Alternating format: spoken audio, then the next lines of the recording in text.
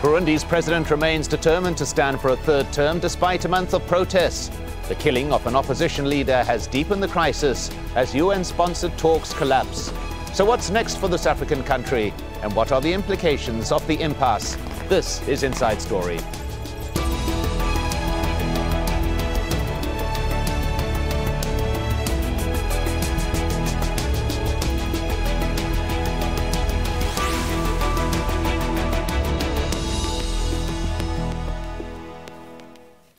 Hello and welcome to the program. I'm Mike Hanna. After weeks of often violent protests and a failed coup attempt, pressure is increasing on Burundi's President Pierre Nkurunziza. He's determined to hold both parliamentary and presidential elections next month. The president's critics say his bid for a third term is unconstitutional and that it will be impossible to hold fair elections in Burundi. Before we speak to our guest, Haru Mutasa sets things up from Burundi's capital, Bujumbura. You can hear the people. The reaction to the announcement by the president that they should fund the June elections hasn't gone down well from people who don't want him to get a third term. And they're still protesting. They're saying, how can he expect them to fund an election when they think he's not supposed to have a third term because it violates the constitution? And they're also saying they don't have the money. They have not been working for more than a month because of these protests. They say they're broke. They don't have money to fund the June election. Talks between the government and the opposition have stalled. They're being suspended. The opposition says they can't negotiate with the government they say is killing them, i.e. police officers on the streets shoot at them when they try to disperse them. So what is the way forward? We are imploring the summit of the President of East African Community, which will take place at Dar es Salaam on Sunday. I beg them to convince Nkurunziza to abandon the third term to rule this country. 10 years are sufficient to rule the country. It is written in the commitment of Arusha. Yes, you clap for him. A lot of people seem to understand or believe that dialogue really is the way forward. They're hoping that international pressure, regional pressure, people will meet and talk. But the key thing is now is there is a stalemate. People are worried. So what would it take to get the government and opposition members back to the table? Because lots of people believe that negotiating is the only way out of this crisis. Haru Mutasa reporting for Inside Story.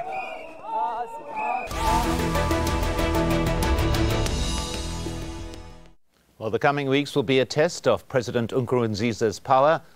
Burundi's government has said it will stand firm in the face of mounting international criticism. East African leaders will meet to discuss the crisis on Sunday, though it's not clear if the president will attend.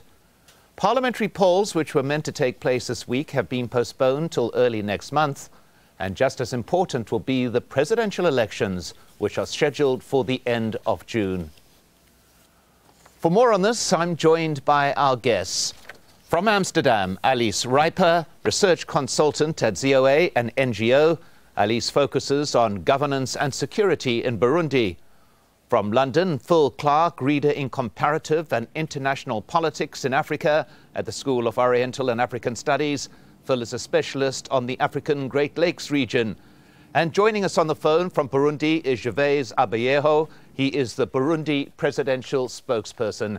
Welcome to you all. Let's begin straight away with the presidential spokesman, Gervais Abayeho. Does the government remain adamant that both parliamentary and presidential elections will go ahead next month? Yes, please. We have an established electoral calendar that the government has committed to respect so that we can have a president-elect come August 26th. That is the date when the president-elect must be sworn in.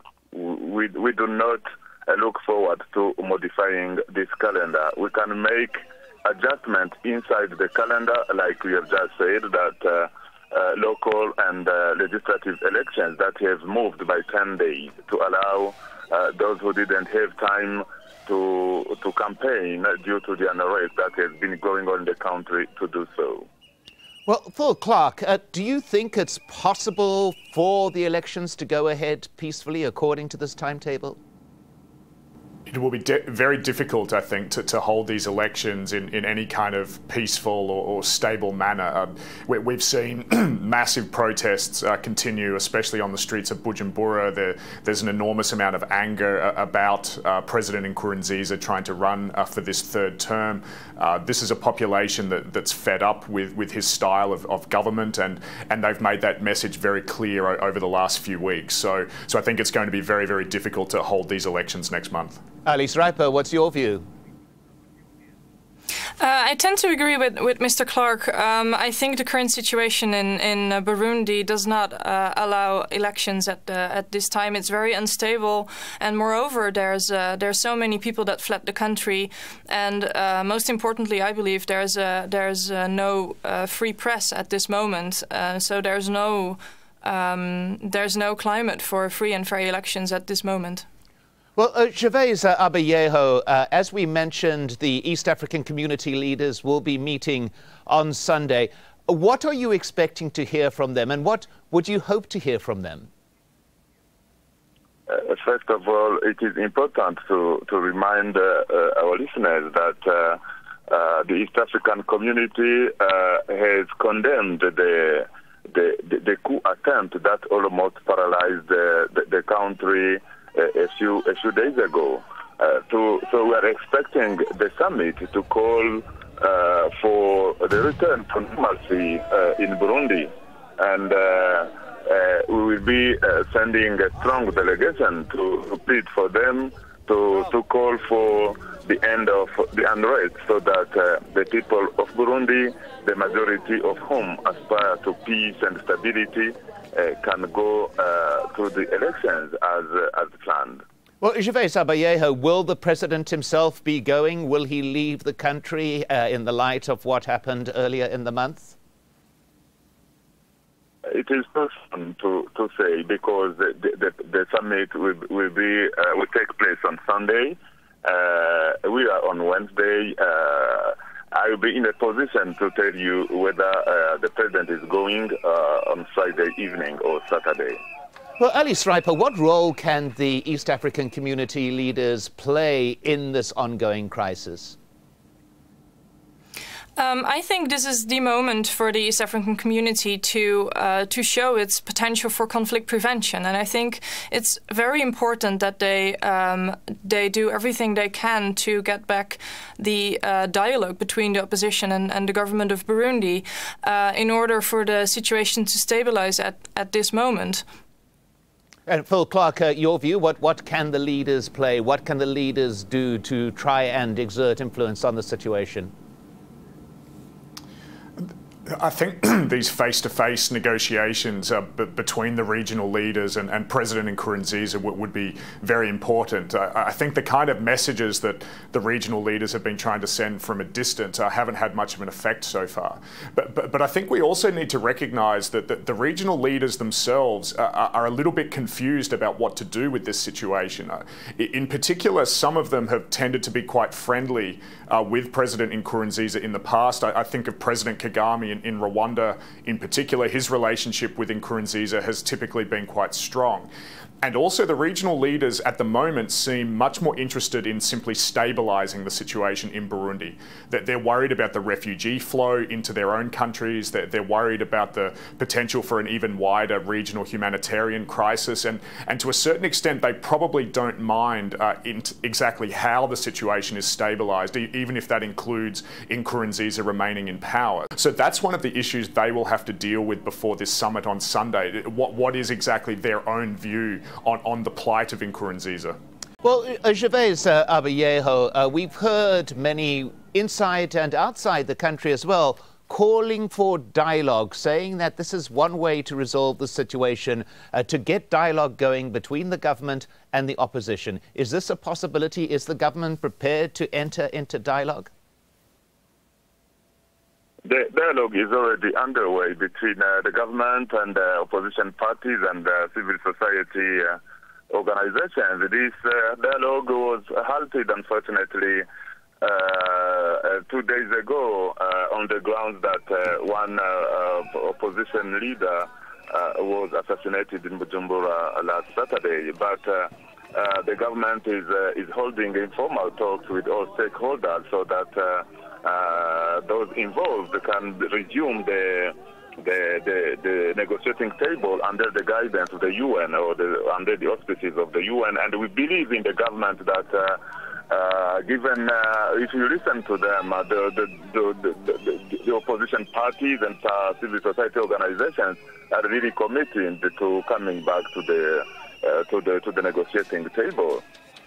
Well, Full Clark, there have been allegations while we are discussing dialogue. Let's discuss what actually appears to create cause that to stumble. There are accusations that a political militia allied to the ruling CNDD-FDD party have been actively engaging in intimidation of opposition followers. Is there any credence, do you believe, to those kind of claims?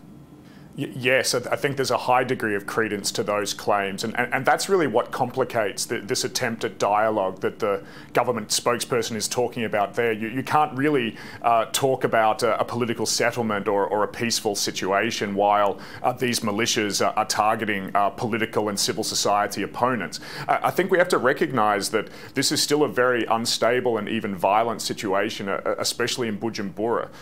We've seen the assassination of this opposition leader on the weekend, and he was the leader of a very small political party which actually hasn't played much of a role in the protests. So if an individual like that is being targeted, what does that say about the much more general situation in Burundi currently? So this is not a particularly conducive environment for these sorts of negotiations. The government knows that. The government is trying to keep the opposition destabilised so that it has no strength in these talks. That's part of Nkurunziza's tactic currently.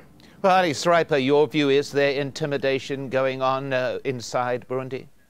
I think this is definitely happening right now. We hear a lot of reports of people that said that they actually fled the country because of this kind of intimidation.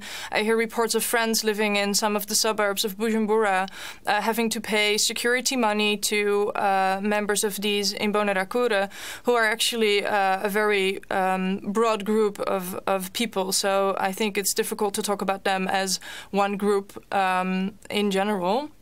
But I think there's intimidation definitely going on, and this makes the situation very, very frightening for many people in Burundi at this moment.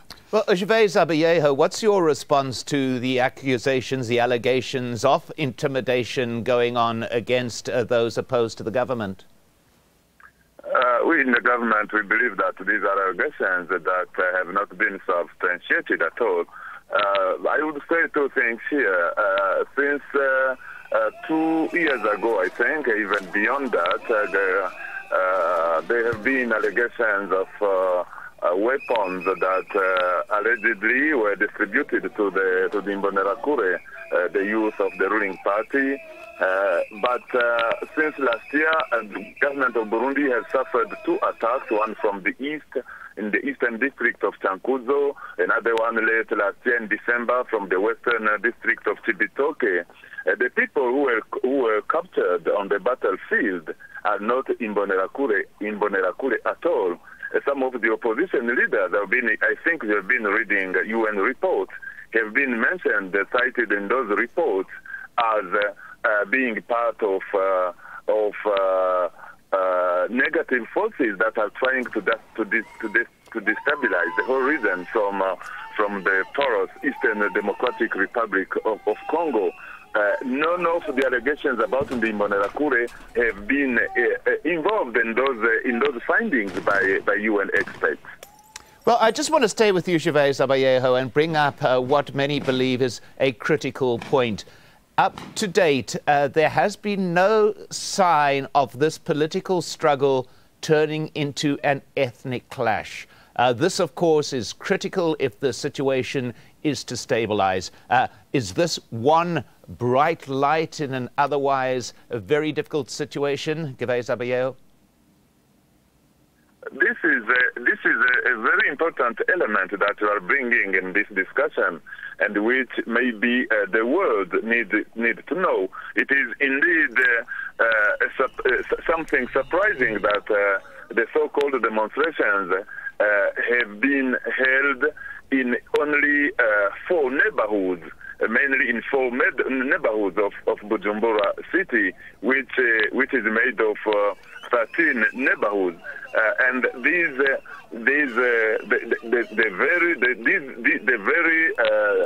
neighborhoods are the ones where protests began in 1993 when the first democratically elected president was assassinated by renegade soldiers. Now, people are saying that the elections cannot take place because the country is in a critical security situation. It is important to mention that over 99% of the country is peaceful. I've just made to the central district of Gitega right now.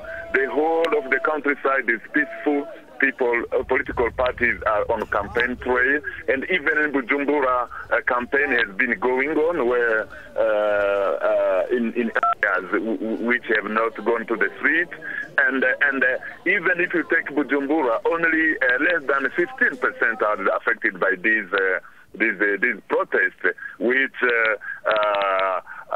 as we talk now are subsiding, are decreasing in intensity. We believe that in the coming days, Bujumbura will come back to normalcy. Phil Clark, your view of that position, that these demonstrations are localized to particular areas of the capital and that the country as a whole is largely peaceful? The protests have been much more widespread within Bujumbura than the spokesperson suggests there. And also we have to put these protests in the context of an enormous government crackdown in the last 2 or 3 weeks in which people are really fearing for their life. And they've experienced very direct reprisal attacks. Even in the face of that, thousands of people have been turning out on the street to say that they don't agree with the president, defying the constitution to run for this 3rd term. So while it's true that the protests haven't spread to the countryside, within Bujumbura they're very extensive.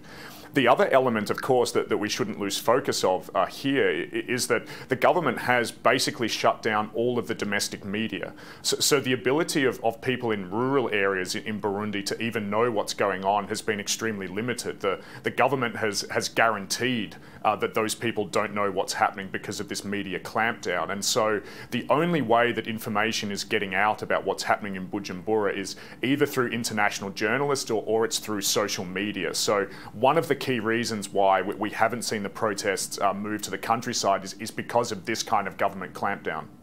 Ali Schreiber, I just want to return to the point I made to the presidential spokesperson about the fact that there are little or few signs of any ethnic divisions emerging in what is a political conflict. This is something that's truly important as this process unfolds, is it not? It is. It actually is very important. I would like to add that these protests are multi-ethnic, and the coup was multi-ethnic as well. And I think something that is underlying these protests is a frustration shared amongst many people, many young people, especially in neighborhoods in Bujumbura, with the current status quo, a lack of employment, a lack of social economic development and things like this. And these are issues that are widely shared amongst both Hutu and Tutsi people. So this is to say that this indeed strictly is a political issue right now, socio-economic issue, but not along ethnic lines at all. Well, Gervais Abiyeho, France, which was a major donor, has stopped off its funding, as the EU. You require some $26 million to be able to hold these elections next month. Is the government going to be able to raise the money to allow this political process to take place? Yeah. The government yesterday issued a statement calling for national solidarity, calling on Burundians to contribute whatever they can so that the electoral process can go ahead as planned. It has also announced that the government has put aside an envelope worth 44 billion Burundi francs. That is something close to 25 million euros, so that the process can take place, and so that Burundi can have elected institutions come August this year. Otherwise, if the elections are not held, then this would open the door to a political vacuum and to lawlessness in this country. Alice Riper, that has been a consistent argument of the government and of the president, that these elections are essential to go ahead because otherwise there will be that vacuum, there will be a great degree of instability, and that this political process is the best way to ensure ongoing stability. What's your view of that position? Well, I think in order for elections to take place, there's a couple of things that need to be in place in order for elections to happen credibly and freely. And I think those conditions are simply not in place right now. And I actually think that holding elections at this very moment, with a substantial amount of Burundians fleeing the country, a substantial amount of Burundians in Bujumbura protesting against something that they clearly see is unconstitutional, I think that will only make things worse at this very moment. I don't think it is true that stability will come back when elections are held. Quite the contrary, I'd say. Phil Clark, I saw you nodding your head there. What's your view? I would agree with that entirely. And on top of that, I think we have to remember that, in fact, President Nkurunziza has never won a free and fair election. He came to power in 2005 as a result of the Arusha Agreement. He wasn't elected then. 2010, almost all of the Burundian opposition parties boycotted that election because there was intimidation and crackdown on dissenting voices and dissenting journalists, and it was clear that the government was rigging that election in 2010. So there's nothing in recent Burundian history to suggest that if in fact against all the odds these elections even happen, that they would happen in any kind of free and fair way. So I think really that's also got to be the message from the East African community, from the African Union, from the donors, and from the UN Security Council, which is also meeting about the Burundi situation this afternoon. It has to be a message that this situation needs to stabilise. If the country goes to elections, those elections need to happen in a much fairer way than they have in the last 10 or 15 years. Gervais Abiyeho, should, and this is speculation, but should East African community leaders call on the elections to be postponed while the situation is resolved, would the president and would the government be open to that type of suggestion from the region's leaders? We have said that we can make arrangement within the electoral calendar so that whoever wants to have more time to campaign to do so. But the whole electoral calendar, as provided by the Constitution, must be respected. Otherwise, if on 26th June there is no president to be sworn in, this, as I said before, would open the door for instability, for lawlessness, and it could be even worse than the coup d'etat that started a few days ago. And to those who are saying that the elections cannot be held in a situation that the Burundi is currently in, we are calling on international media who are here. We are calling for everybody. The government has been calling for international observers to be in Burundi before, during, and after the electoral process. So we are calling all those people to go in the countryside, not to stay only in the capital Bujumbura, because after all, the Burundi is not Bujumbura only. And to those who are saying that there are protests in the capital, okay, we say that this represents only 15% maybe of the whole population of Bujumbura. Now, the question you should be asking them is who are against Nkurunziza running and who are for him running, and you could maybe establish the percentage or the statistics for the world to see what is happening in Burundi. Well, at that point, my thanks to our guests, Alice Riper, Phil Clark, and Gervais Abiyeho. And thank you for joining us on this edition of Inside Story. We'd like to hear your thoughts. You can get in touch with us on our program page at aljazeera.com. You can also post your comments at facebook.com/AJ Inside Story, or tweet us at AJ Inside Story. From me, Mike Hanna, and the whole team here, thanks for watching, and goodbye for now.